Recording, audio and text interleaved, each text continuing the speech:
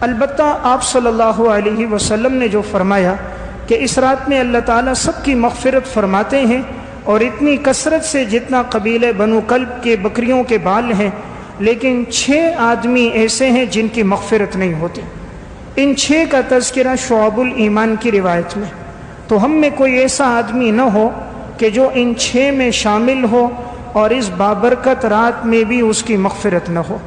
ان میں سب سے پہلا انسان مشرک، جو اللہ کے ساتھ غیر اللہ کو شریک کرنے والا ہو، چاہے اللہ کی صفات میں ہو، اللہ کی ذات میں ہو، جو غیر اللہ کو شریک ٹھہرائے گا اس رات میں اس کی مغفرت نہیں۔ دوسرا آدمی آپ نے فرمایا مشاحن، جو اپنے دل میں کسی کے لیے کینہ اور بغض رکھتا ہو، اپنے دل میں کسی کے لیے نفرت رکھتا ہو، اس کی اس رات میں مغفرت نہیں ہوتی۔ اس لیے ہر ایک اس بات کی کوشش رکھے کہ اپنے دل میں کسی مسلمان کے لیے نفرت نہیں ہونی چاہیے۔ بسا اوقات ہوتی ہے بھائی کو بھائی سے کینہ ہوتا ہے، رشتہ دار سے کسی سے کینہ ہے، چچا سے، ماموں سے اور اپنے خالو سے۔ یہ کینہ اور بغض ایک بہت بڑا گناہ ہے۔ حدیث میں آتا ہے رسول اللہ صلی اللہ علیہ وسلم نے فرمایا ہر پیر اور جمعرات کو اعمال اللہ کے ہاں پیش ہوتے ہیں، ہر ایک کا عمل قبول ہوتا ہے، لیکن جس کے دل میں کینہ ہو اس کا عمل قبول نہیں ہوتا۔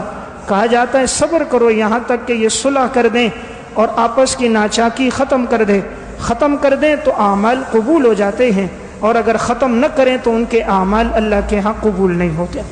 تو گویا دوسرا انسان وہ ہے جو اپنے دل میں کسی کے لیے کینہ رکھے۔ تیسرا آدمی جس کی اس رات میں مغفرت نہیں، آپ نے فرمایا وہ شخص قاطع الطریق ہے، یعنی ڈاکہ ڈالنے والا۔ ایک ہے چور اور ایک ہے ڈاکو۔ آپ نے جو لفظ فرمائے وہ ڈاکو کے بارے میں فرمائے۔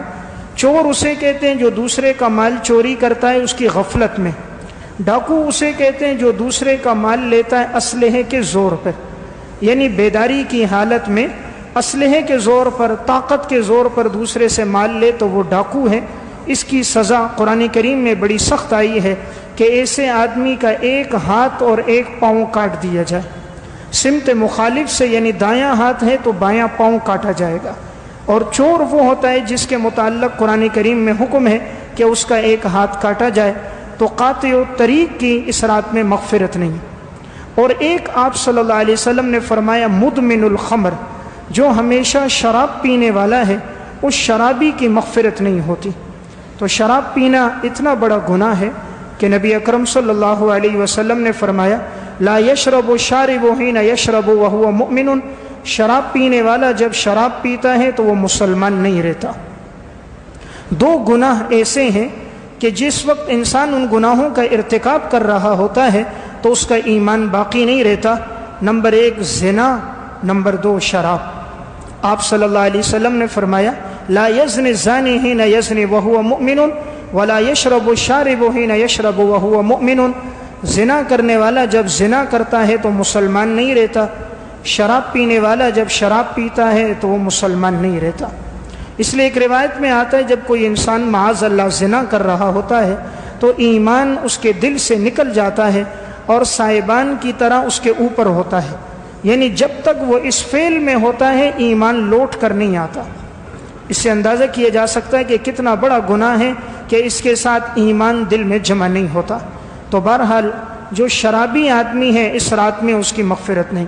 اور حدیث میں بڑے سخت الفاظ میں وعید ہے۔ رسول اللہ صلی اللہ علیہ وسلم نے فرمایا جس نے شراب کا ایک قطرہ پیا 40 دن اللہ اس کی عبادت قبول نہیں کرے گا۔ نبی اکرم صلی اللہ علیہ وسلم نے فرمایا جس نے دنیا میں شراب پی ہوگی اللہ قیامت کے دن اس کو جہنمیوں کے جسم سے نکلنے والی جو خون اور پیپ ہوگی اللہ اسے وہ پلائے گا۔ تو اس لیے احادیث میں بڑے سخت الفاظ میں وعید ہے شرابی کے لیے، اور اس رات میں اس کی مغفرت نہیں۔ ایک گناہگار اور جس کی مغفرت نہیں تو آپ صلی اللہ علیہ وسلم نے فرمایا وہ شخص ہے قطع تعلقی کرنے والا، جو کسی مسلمان سے قطع تعلقی کرے، بات چیت کو چھوڑ دے، رشتہ ناتا ختم کر دے، فرمایا ایسے آدمی کی مغفرت نہیں۔ قطع تعلقی اتنا بڑا گناہ ہے کہ نبی اکرم صلی اللہ علیہ وسلم نے ارشاد فرمایا لا يدخل الجنت قاطع، قطع تعلقی کرنے والا جنت میں داخل نہیں ہوگا۔ رسول اللہ صلی اللہ علیہ وسلم نے ارشاد فرمایا لا يحل لأحد ان يهجر اخاه فوق 3 فمن حجر فوق ثلاث فمات دخل النار، کسی کے لیے حلال نہیں کہ وہ 3 دن سے زیادہ کسی سے قطع تعلقی کرے، اور اگر کسی نے 3 دن سے زیادہ قطع تعلقی کی، اس حال میں اسے موت آ گئی، آپ نے فرمایا فمات دخل النار، جیسے مرے گا جہنم میں داخل ہوگا۔ اتنے سخت الفاظ میں وعید سننے کے بعد بھی اگر کوئی مسلمان قطع تعلقی کے گناہ سے نہیں بچتا تو شاید دل میں ایمان نہیں ہوگا، ورنہ پیغمبر کا فرمان سنیں کہ جن کی زبان سے نکلنے والا ہر قول 1000% سچا، وما ينطق عن الهوى ان هو الا وحی یوحی، جو بات کرتا ہے پیغمبر وہ وحی سے کرتا ہے، پیغمبر اپنی خواہشات سے نہیں بولتا، اللہ کے حکم سے بولتا ہے۔ تو رسول اللہ صلی اللہ علیہ وسلم فرما رہے ہیں جس نے قطع تعلقی کی 3 دن تک، اس حال میں موت آ گئی جہنم میں داخل ہوگا۔ اس لیے انسان اس گناہ سے بچے۔ بعض لوگ رسم و رواج کی وجہ سے، اپنے گھر والوں کی وجہ سے، بچوں کی وجہ سے، کاروبار کی وجہ سے دوسرے سے ناراض ہو جاتے ہیں، عرصہ دراز گزر جاتا ہے، بھائی بھائی سے بات نہیں کرتا، بھائی بہن کے گھر نہیں جاتا، رشتہ داروں کے ہاں آنا جانا بند کر دیتے ہیں، وہ سمجھتے ہیں یہ کوئی معمولی بات ہے، حالانکہ امام الانبیاء نے اس بارے میں بڑی سخت وعید بیان فرمائی۔ چھٹا اور آخری آدمی جس کی اس رات میں مغفرت نہیں ہوتی، وہ نبی اکرم صلی اللہ علیہ وسلم نے فرمایا وہ ہے العاق لوالدیہ، والدین کا نافرمان۔ والدین کے نافرمان کی اس رات میں مغفرت نہیں ہوتی، تو یہ ایک بہت بڑا گناہ ہے۔ اس لیے والدین اللہ کی طرف سے ایک بہت بڑی نعمت اور عطا ہے، جن کے ہیں وہ قدردانی کریں، اور جن کے دنیا سے جا چکے ہیں وہ ان کے لیے ایصال ثواب کریں۔ دنیا میں ہر نعمت انسان کو دوبارہ مل جاتی ہے، لیکن ماں باپ کی نعمت انسان کو دوبارہ نہیں ملتی، اور انسان کو پھر ان کی قدر آتی ہے جب وہ دنیا میں موجود نہیں ہوتے۔ اللہ تعالیٰ نے قرآن میں جہاں کہیں اپنا حق بیان کیا، اس کے متصل بعد والدین کا حق بیان کیا، اور فرمایا لا تقل لہما اف، ان کے سامنے زبان بھی نہ کھولو، ولا تنہرہما، انہیں جھڑکو نہیں، وقل لہما قولا کریما، ان کے سامنے بات نرمی کے ساتھ کرو، واخفض لہما جناح الذل من الرحمہ، ان کے سامنے اپنے بازوؤں کو خدمت کے لیے بچھا دو، وقل رب ارحمہما کما ربیانی صغیرا، اور یہ دعا کرو کہ اے اللہ تو ان پر اس طرح رحم فرما جس طرح انہوں نے بچپن میں میری تربیت کرتے ہوئے میرے اوپر رحم کیا۔ تو اللہ تعالیٰ نے والدین کا اتنا مرتبہ بیان فرمایا کہ ان کے سامنے اف بھی نہ کہو، زبان کھولنا تو دور کی بات، زبان درازی کرنا تو دور کی بات، جھگڑا کرنا تو دور کی بات، گریبان میں ہاتھ ڈالنا تو دور کی بات، سختی اور سخت لہجے سے پیش آنا تو دور کی بات۔ اللہ رب العالمین فرما رہے لا تقل لہما اف، والدین کو اف بھی نہ کہو۔ حضرت حسن رضی اللہ تعالیٰ عنہ فرماتے ہیں اس کا مطلب یہ ہے کہ اگر والدین بوڑھے ہو جائیں، معذور ہو جائیں، اور وہ بستر پر بول و براز کریں، اور تم ان کے پیشاب اور پخانے کو اپنے ہاتھوں سے صاف کر رہے ہو، اس دوران بھی زبان سے اف بھی نہ کہنا۔ صحت اور تندرستی کی حالت تو الگ ہے، اس وقت بھی جائز نہیں۔ اس لیے والدین کا نافرمان جو ہوگا اس رات میں اس کی مغفرت نہیں ہے۔ اس لیے انسان اگر اس گناہ میں خدا نہ کرے ہے تو توبہ کر دے۔ دنیا میں 2 گناہ ایسے ہیں اللہ ان کی سزا انسان کو نقد دنیا میں دیتا ہے، نمبر 1 ظلم، نمبر 2 والدین کی نافرمانی۔ باقی ہر گناہ کے لیے سزا تو آگے شروع ہوتی ہے، لیکن یہ 2 سزائیں ایسی ہیں جو دنیا میں ہی اللہ تعالیٰ انسان کو دے دیتا ہے۔ اردو کی ایک کتاب ہے والدین کی اطاعت اور نافرمانی واقعات کی زبانی، اس میں انہوں نے واقعہ لکھا۔ ایک شخص کی والدہ تھی، وہ بوڑھی ہو گئی، اس نے اپنے پسند کی شادی کی تھی، محبت کی شادی تھی، چند ماہ تو گزر گئے۔ اب اس نوجوان کی والدہ کو مرگی کی بیماری ہو گئی۔ بیماری کی وجہ سے کبھی وہ بے ہوش ہو جاتی، کبھی نیچے گر جاتی۔ تو چند دن تو بہو نے خدمت کی، اب اس نے جھگڑے شروع کر دیے اور اپنے شوہر سے کہا اس گھر میں یا میں رہوں گی یا تمہاری ماں رہے گی، یہ روز روز کی خدمت مجھ سے نہیں ہوتی، یا اسے نکالو یا مجھے نکالو، کوئی ایک فیصلہ کر دو۔ وہ بیوی کی محبت میں فریفتہ تھا، دین اور شریعت سے واقف تو تھا نہیں، عقل پر شہوت کا غلبہ تھا۔ اس نے کہا ٹھیک ہے میں اس بوڑھی اماں کو مار دوں گا۔ بوڑھی ماں مرگی کی بیماری میں تھی، تو ایک رات ماں سے کہنے لگا اماں جی اوپر چھت پہ چڑھتے ہیں، اوپر ہوا تازی لگتی ہے، تازی ہوا تمہیں لگے گی، آب و ہوا اچھی ہے، آپ کی صحت اچھی رہے گی۔ ماں تو ماں ہے، وہ اوپر چلی گئی، جیسے اوپر چھت پہ پہنچی تو چھت کے ارد گرد دیوار نہیں تھی۔ اس بدبخت بیٹے نے ماں کو اوپر لے جا کر اوپر سے نیچے دھکا دے دی، اور جب ماں اوپر سے نیچے گری تو اس کا وہیں پر انتقال ہو گیا۔ ماں تو دنیا سے چل بسی۔ اس دنیا میں بعض ظالم اور منافق ہوتے ہیں جو کرتوت بھی خود کرتے ہیں، ظلم بھی خود کرتے ہیں، مگر مچھ کی طرح پھر آنسو بھی بہاتے ہیں۔ اس نے بھی یہی کیا، نیچے اترا، رونے لگ گیا، میری ماں چھت سے نیچے گر گئی، میری ماں مر گئی۔ پورے علاقے کے اندر سب کے سامنے آنسو بہاتا کہ میری ماں کا انتقال ہو گیا۔ چند لوگ آئے، اس کے پاس تعزیت کی، جنازہ ہوا، اب اس کی بیوی خوش ہو گئی۔ انسان بڑا نادان ہے، وہ یہ سمجھتا ہے میں کوئی ظلم کر دوں، کوئی گناہ کر دوں، مجھ سے پوچھنے والا کوئی نہیں۔ کبھی کرسی کے نشے میں، کبھی اقتدار کے نشے میں، کبھی دولت کے نشے میں وہ فرعون بن جاتا ہے۔ وہ نہیں سمجھتا تیری کرسی کے اوپر، بادشاہت کے اوپر آسمان اور زمین کا بھی بادشاہ ہے۔ تیرے پاس عارضی اقتدار ہے، کائنات کا ایک اقتدار تیرے رب کے پاس بھی ہے جس پر کبھی زوال آنے والا نہیں ہے۔ پھر چند ماہ گزرے، جس بیوی کی خاطر یہ کیا تھا، چند مہینوں کے بعد اس کو وہی مرگی کی بیماری اسی کو لگ گئی۔ بیوی نے چند دن تو خدمت کی، لیکن عشق کا جو بھوت ہوتا ہے یہ چند مہینے تک ہوتا ہے، چند ماہ کے بعد عشق باقی نہیں رہتا۔ جس کام کی بنیاد اللہ کی نافرمانی پر ہو اس میں سکون نہیں ہوتا۔ اب وہی بیوی جس کی خاطر ماں کو مارا تھا، بیوی نے خلا لیا اور بیوی چلی گئی۔ جو بچے تھے انہوں نے بھی ساتھ چھوڑ دیا۔ اب اسے بیماری جب ہوتی، دورہ پڑتا، کوئی اس کے قریب نہیں ہوتا تھا۔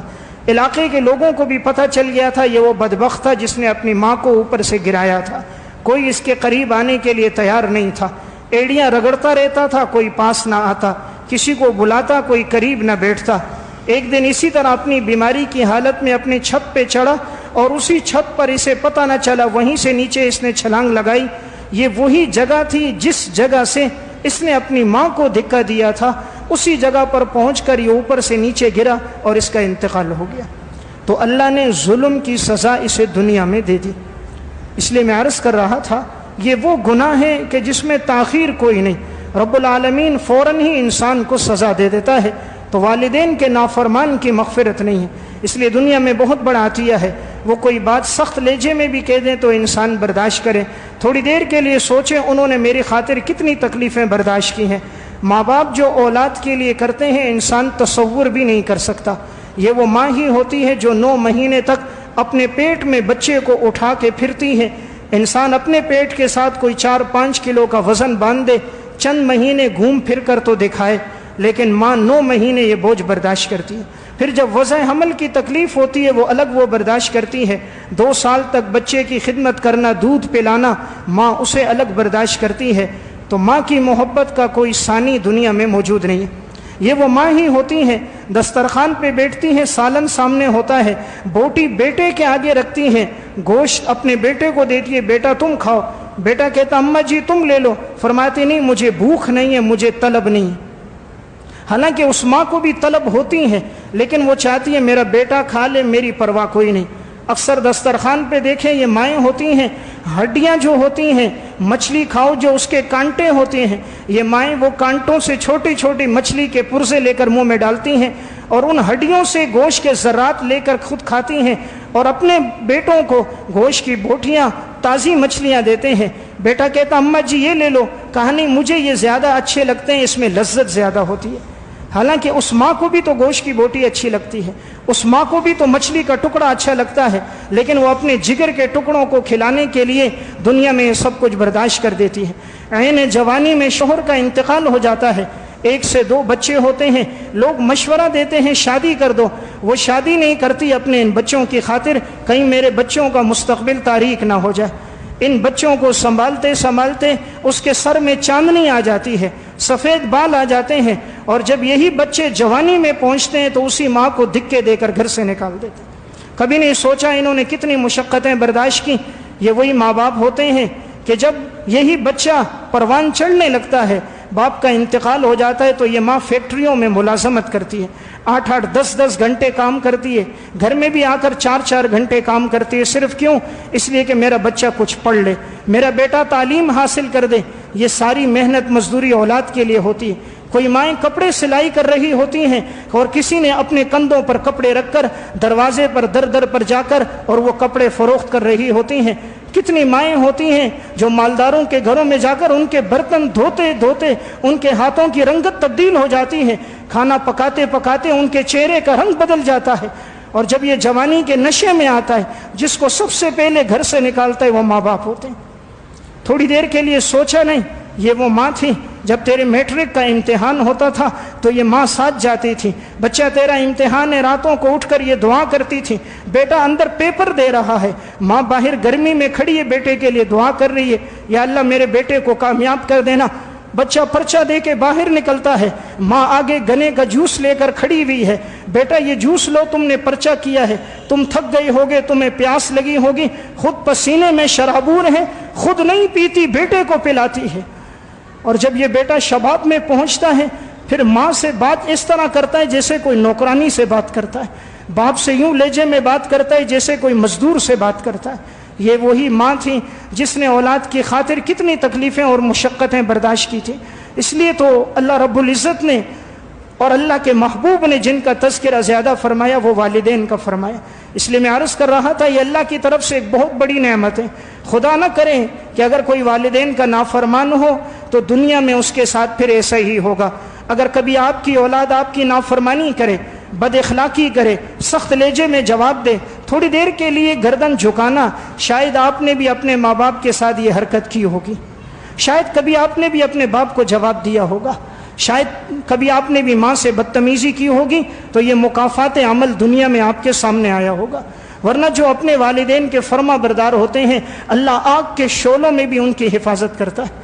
اسی کتاب میں انہوں نے ایک واقعہ لکھا، ایک ماں اپنے 3 بچیوں کے ساتھ ایک اوپر کی منزل میں رہتی تھی، فلیٹ نما مکان تھا، شوہر رات کی ڈیوٹی کرتا تھا۔ اس عورت کی 3 بیٹیاں تھیں، 2 بیٹیوں کی عمریں 6 سے 7 سال کے درمیان اور ایک بچے کی عمر بہت کم تھی، 8 مہینے کا دودھ پیتا تھا، اور اس کی ماں بالکل معذور اور اپاہج تھی۔ تو فلیٹ میں یہ اوپر کی منزل میں رہا کرتے تھے، شوہر رات کی ڈیوٹی کرتا تھا۔ ایک دن اچانک ایسا ہوا فلیٹ میں نیچے آگ لگ گئی، نیچے گودام تھے، گوداموں میں جو آگ لگی تو تیزی سے آگ بڑھتی بڑھتی اوپر کی طرف آنے لگ گئی۔ باہر شور شروع ہو گیا کہ فلائٹ میں جتنے لوگ ہیں اوپر کی منزل میں چڑھ جائیں یا نیچے نکل جائیں، کہیں آگ کے لپیٹ میں نہ آ جائیں۔ یہ جو عورت سوئی ہوئی تھی اس نے بھی آواز سنی، جب نیچے نظر دوڑائی تو آگ کے شعلے بڑھتے ہوئے اوپر آ رہے تھے۔ اس نے جلدی میں اپنے دونوں بچوں کو جگایا تو دونوں جو بیٹیاں تھیں وہ دوڑتی ہوئی اوپر کی منزل میں چلی گئیں، نیچے کے نکلنے کا راستہ موجود نہیں تھا۔ اب اس نے دیکھا ایک طرف دودھ پیتا بچہ ہے اور ایک طرف ماں ہے، اور آگ کے شعلے اوپر بڑھ رہے ہیں، گھر میں مرد کوئی اور ہے نہیں۔ اب اس نے کہا اگر ماں کو لے کر جاؤں بچہ رہ جائے گا، اپنے بچے کو اوپر پہنچاؤں کہیں ایسا نہ ہو آگ کے شعلوں میں ماں کو نقصان نہ ہو جائے۔ اس بیٹی نے اپنی ماں کو اپنے کندھے پہ اٹھایا، ماں تو معذور تھی، چل نہیں سکتی تھی، ماں کو پیچھے کندھے پر اٹھایا، ہاتھوں میں ہاتھ لیے اور اس طرح 4 زانو ہو کر سیڑھیوں سے چڑھتی چڑھتی اپنی ماں کو اوپر کی منزل میں پہنچایا۔ جب تک یہ اوپر پہنچی تھی آگ کے شعلے اوپر آئے اور اس کے گھر میں بھی آگ لگ گئی۔ گھر میں جب آگ لگ گئی اب نیچے نکلنے کا راستہ کوئی نہیں، وہ دودھ پیتا بچہ رو رہا ہے اور اس کے رونے کی آواز ماں کو آ رہی ہے۔ تھوڑی دیر کے لیے انسان غور کرے، بچہ ہو دودھ پیتا اور آگ میں جل رہا ہو، اس وقت ماں کی کیا کیفیت ہوتی۔ لیکن اس نے اپنی ماں کو بچایا اور اپنے بچے کو بعد میں دوڑنے کے لیے گئی لیکن راستہ نہیں ملا۔ اللہ سے دعا کر رہی تھی کہ رب العالمین میں نے اپنی والدہ کی حفاظت فرما دی، تم میرے بچے کی حفاظت فرما۔ تھوڑی دیر کے بعد فائر بریگیڈ کی گاڑیاں آ گئیں، آگ بجھانا شروع ہو گئی۔ لوگوں نے کیا حیرت انگیز منظر دیکھا، چاروں طرف آگ ہی آگ تھی، سامان سارا جل گیا تھا، لیکن اس آگ کے اندر اللہ نے اس بچے کی حفاظت کی تھی اور اس بچے کا ایک بال بھی آگ سے نہیں جلا تھا۔ تو اس بیٹی نے اپنی ماں کی حفاظت کی تو رب العالمین نے آگ کے شعلوں میں اس کے لخت جگر کی حفاظت کی۔ خدا کا ایک قانون عدل بھی تو ہے، زمین پر بادشاہت بھی تو رب کی ہے۔ یہ آگ تو اس وقت تک نہیں جلا سکتی جب تک آگ کے پیدا کرنے والے کا حکم نہ ہو۔ اس لیے میں عرض کر رہا تھا جنہوں نے زندگی اطاعت میں گزاری تھی اللہ نے ان کو نوازا ہے۔ والدین سے ہمیشہ انسان دعائیں لے، ان کی دعاؤں میں اللہ نے بڑی طاقت رکھی۔ حافظ ابن کثیر رحمۃ اللہ علیہ کی کتاب ہے البدایہ والنہایہ، اس میں انہوں نے واقعہ لکھا، ایک خاتون حضرت بقی ابن مخلد رحمۃ اللہ علیہ کے پاس آئی اور کہا کہ میرا بیٹا ہے، اسے رومیوں نے قید کر دیا ہے، رومی اس پر ظلم و ستم کر رہے ہیں، بہت مشقت اور تکلیف میں ہے، آپ اللہ سے دعا کرو اللہ میرے بیٹے کو رہائی دے دے۔ بقی ابن مخلد اپنے دور کے بڑے بزرگ تھے، انہوں نے سر جھکایا، اللہ سے دعا کرنے لگے۔ اس خاتون سے کہا تم اس کی ماں ہو؟ کہا جی میں ماں ہوں۔ کہا ماؤں کی دعائیں اللہ بڑی قبول کرتا ہے، تم بھی اپنے بیٹے کے لیے دعا کرو۔ وہ بھی وہیں بیٹھی دعا کر رہی ہے، بقی ابن مخلد بھی کر رہا۔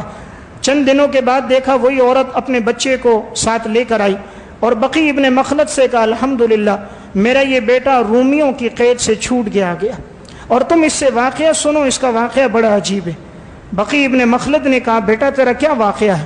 اس نے واقعہ سنایا، فرمایا فلاں دن فلاں وقت تھا کہ میرے پاؤں میں زنجیریں ڈالی ہوئی تھیں، ہمیں رومی قید کر کے رکھتے تھے، ہم سے کام لیتے تھے کہیں ہم بھاگ نہ جائیں۔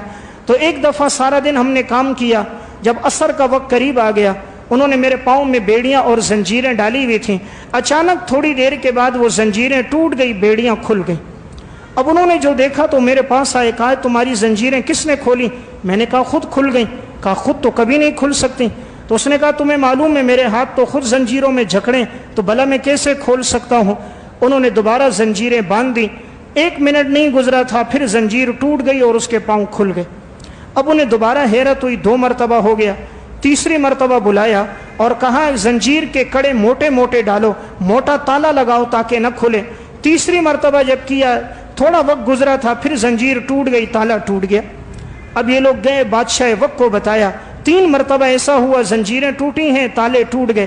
بادشاہ نے اپنے بڑے عیسائی عالم کو بلایا اور اس سے کہا یہ کیا ماجرا ہے، زنجیر کیوں ٹوٹ رہی ہے، تالے کیوں ٹوٹ رہے ہیں؟ وہ جو عیسائیوں کا عالم تھا وہ آیا اور اس نے کہا لگتا ہے اس نوجوان کی ماں اس کے لیے دعا کر رہی ہے، وہ اس کے لیے دعا کر رہی ہے اس لیے زنجیریں ٹوٹ رہی ہیں، میرا مشورہ یہ ہے کہ اس کو چھوڑ دو، اس لیے کہ ہم نے انجیل میں پڑھا تھا جب مائیں دعائیں کرتی ہیں اللہ رب العزت اسباب پیدا کرنا شروع کر دیتا ہے، اس لیے تم اسے چھوڑ دو۔ بادشاہ نے حکم دیا، اس کو چھوڑ دیا گیا۔ بقی ابن مخلد کہتے میں نے پوچھا بیٹا یہ کون سا وقت تھا؟ تو اس نے بتایا فلاں دن فلاں وقت تھا۔ تو یہ وہی وقت تھا جس وقت اس کی ماں اور بقی ابن مخلد اس کے لیے دعا کر رہے تھے۔